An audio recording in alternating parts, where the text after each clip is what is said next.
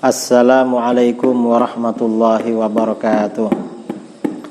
Bismillahirrahmanirrahim. Alhamdulillahirabbil alamin.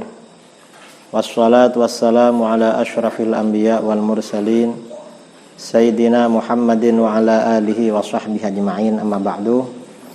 Saudara-saudara kaum muslimin dimanapun Anda berada, ada pertanyaan, apakah umat Islam wajib meyakini, beriman akan datangnya Imam Mahdi?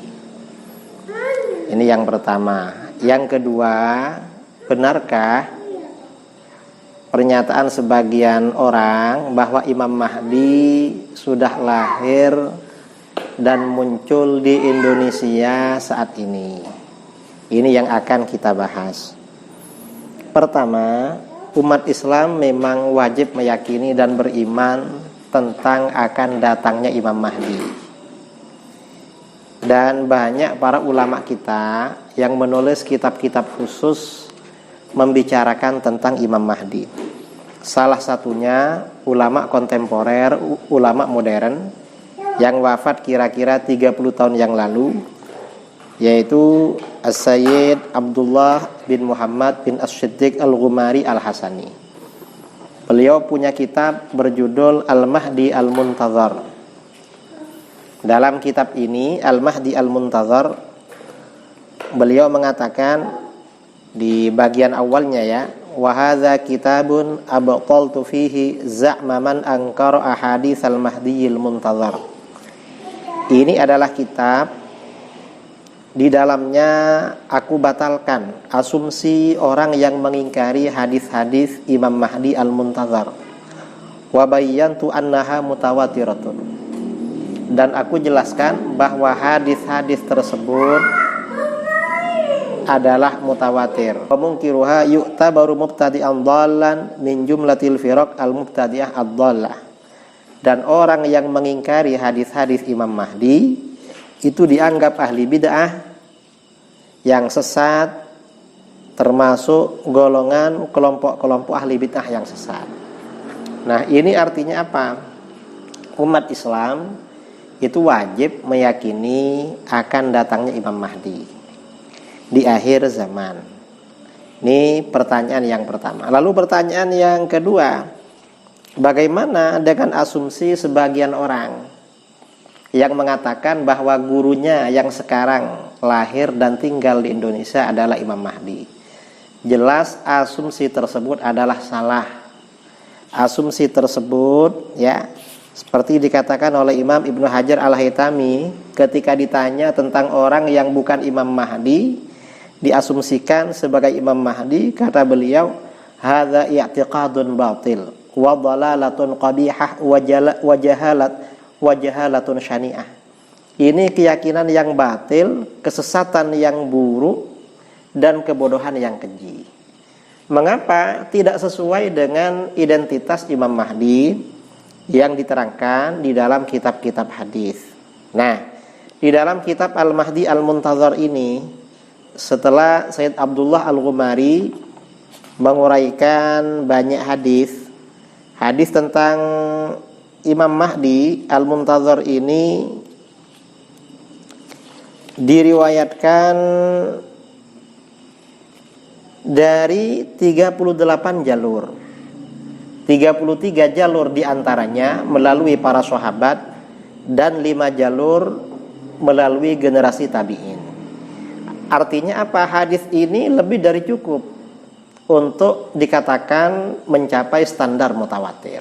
Nah, dari sekian banyak hadis itu, Sayyid Abdullah Al-Ghumari kemudian menyimpulkan beberapa kesimpulan tentang identitas Imam Mahdi.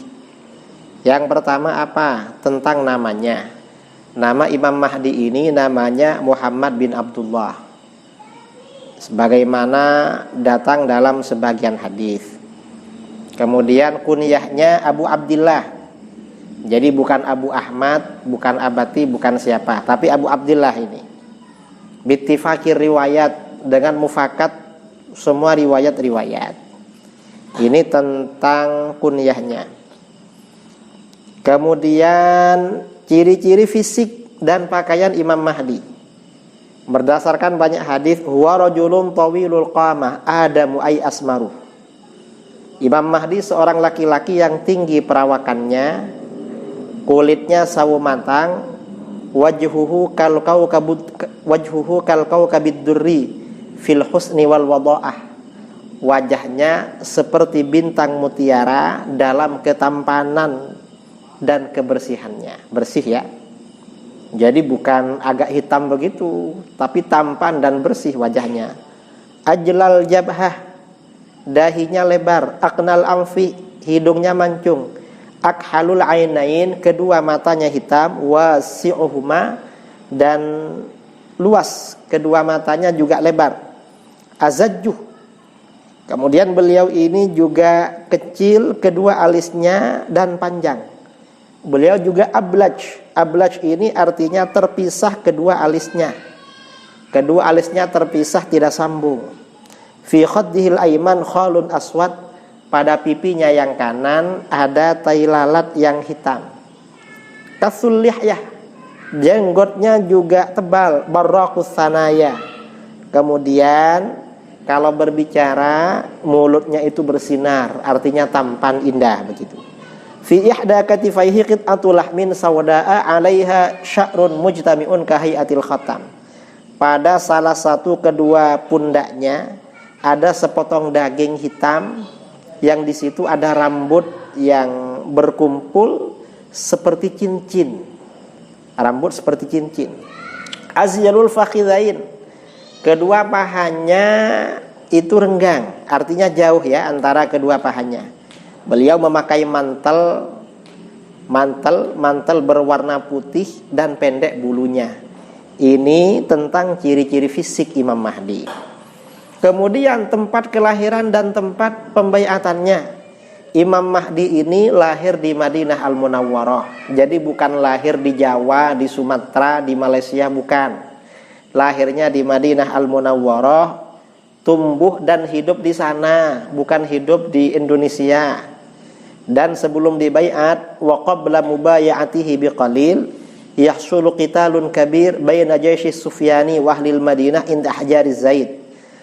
Sebelum beliau dibaiat, terjadi peperangan besar antara tentaranya As-Sufyani dan penduduk Madinah di Ahjaruz Zaid.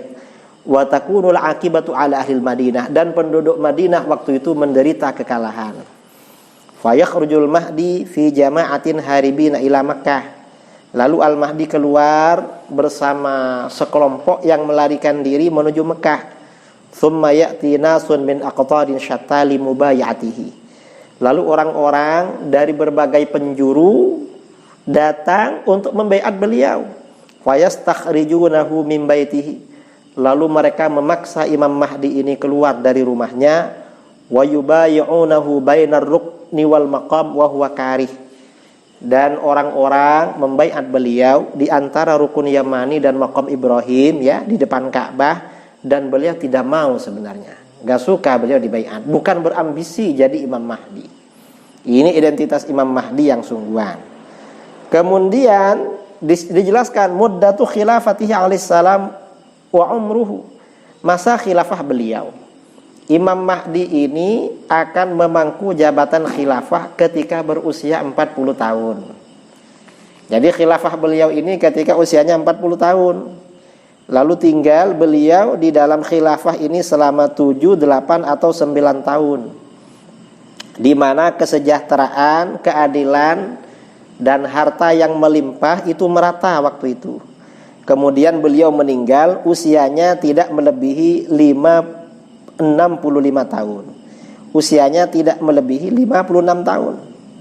Dan tidak ada keterangan kapan beliau meninggalnya. Belum ada keterangan ya. Kemudian tanda-tanda kemunculannya tidak ada ketentuan dari Nabi SAW. Tapi dalam sebagian hadis ya, adapun tanda-tanda kemunculannya itu ada diterangkan di dalam banyak hadis. Hadis Abi Sa'id, Ummi Salamah, Aisyah, Ummi Habibah, Auf bin Malik, Hudzaifah, Ali Al-Hilali radhiyallahu anhu. Nah, ini artinya apa? Dari sini jelas sekali Karena Imam Mahdi ini seorang imam yang agung, di mana kemunculannya merupakan pertanda akhir zaman. Dan itu kemunculan beliau pertanda akan keluarnya Dajjal, lalu segera turunnya Nabi Isa alaihissalam. Maka Imam Mahdi ini ciri-ciri fisiknya, kemudian tempat kelahirannya, ini jelas diterangkan di dalam kitab-kitab hadis, dan hadisnya mutawatir. Karenanya isu-isu yang mengatakan Imam Mahdi ada di Indonesia itu sama sekali tidak benar. Itu adalah asumsi yang fatal, kebodohan yang buruk sekali, itu kesesatan yang nyata. Karenanya hati-hati. Dan kita umat Islam tetap wajib beriman pada kemunculannya Imam Mahdi. Nah, sekian tentang identitas Imam Mahdi ini yang perlu kita bicarakan agar jelas siapa Imam Mahdi yang sebenarnya. Minal aidin wal faizin, ya, masih ada suasana hari raya. Kita ucapkan selamat hari raya Idul Fitri. Mohon maaf lahir dan batin. Assalamualaikum warahmatullahi wabarakatuh.